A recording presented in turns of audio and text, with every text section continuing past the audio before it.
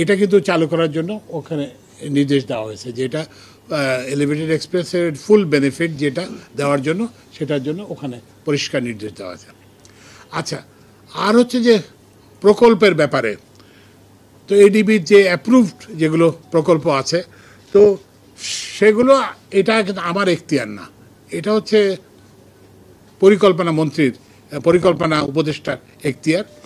তবে আমি ধারণা করি যে এখন হয়তো একটা নতুন অগ্রাধিকার হবে যে এইসব বেসিসে, যে একটা রিজিওনাল, আমরা হয়তো আমি ভাইস স্যারের সাথে আলাপ করব যে একটা রিজিওনাল আর কি ইকুয়ালিটি, যে সব কিছু এখানে ঢাকায় হবে, সব কিছু বড় শহর হবে, এটা যাতে না হয়, যাতে অবহেলিত অঞ্চলগুলোতেও যাতে হয়, সেটা আমরা, তো এটা ঠিক আমার না।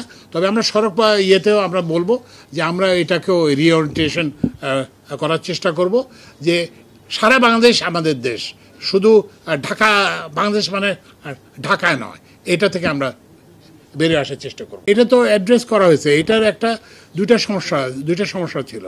একটা সমস্যা ছিল বোর্ডের সদস্য ছিল না, তো সেটা তো আমরা আজকেই করে ফেলছি।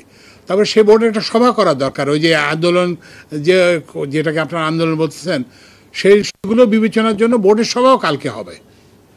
এবং সেই সবার পরে আমি ওই যে সাহেব আছেন, আমাদের ম্যাজিস্ট্রেট সাহেব আছেন, ওই যে লাইনগুলো একটু চেক করতে হতো, 2-3 দিন 4 দিন সময় লাগবে, এবং উনি এটা আমাদেরকে দিয়েছেন যে এটা 7 দিনের মধ্যে আমরা চালু করার চেষ্টা করব।